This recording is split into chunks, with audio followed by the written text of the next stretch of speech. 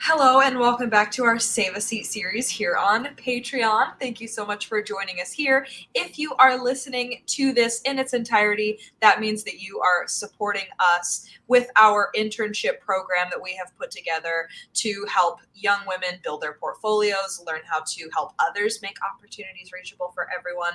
And that means the world to us and to these young women that we are helping learn how to make opportunities reachable for everyone. So thank you so much for joining us today. I am joined once again by our founder, Arianna Cruz. I'm so happy to have her here today.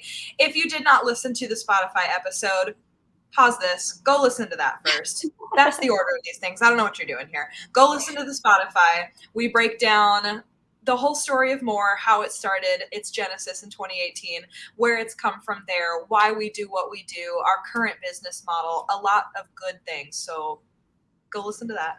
And then you can come back here. And today we are going to be breaking down what is coming next for the rest of 2024, because that's something that people ask us often is, what's next? What are you doing next? So we're going to break it down for you.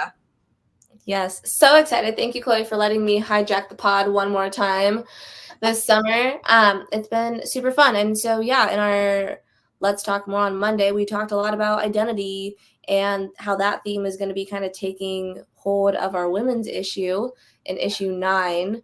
I think today we're going to be getting into some of the podcast content because while the two run at separate times, the podcast is every week.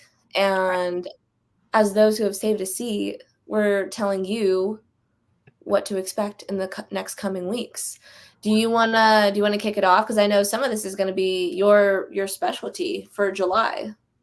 Yeah, so when we were first talking about what we wanted to do, we tend to pick a theme for the month on the podcast because everybody loves a theme. It's easy to brainstorm once you've kind of identified a place to circle around. And when we were looking at what July means to us, I noticed that it was National Disability Awareness Month.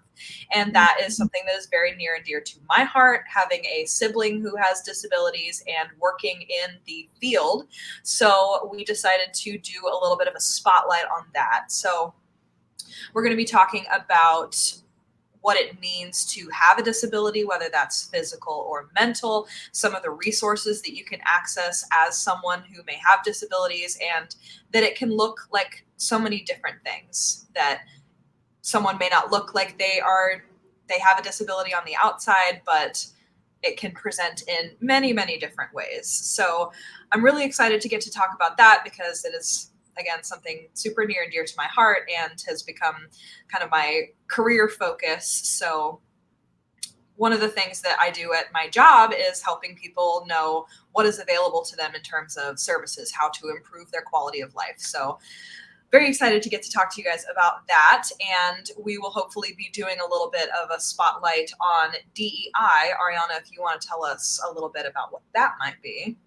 Yeah, so I mean, we talk about disabilities, and I think we often talk about DEI almost separately, but I think the I for inclusive more often will loop in that A for accessibility. So I know there's a couple of different acronyms that people use, but I think having conversations that are around what that can really look like in an equitable way that is also representative of people from different backgrounds, different economic levels, and continuing the conversation on how that can be a more proactive stance in the workplace and even at home, especially as different people are more equipped or less equipped, and you don't know, what life is going to be like, or who you might have in your home, or what your kids might be like, or how your family, like, lifes. And I love the conversations that I've heard, and we've had nonprofit neighbors like VIPS in the past, who is the visually impaired preschool services, who are there for parents in the first years of their child's life if they have a child who is born with a visual disability, because you know what you know. And I think in our last interview, we talked a lot about how it's hard to fully understand what an experience is like until you go through it, until you know someone who goes through it. And I think having these conversations helps people to be better equipped for that.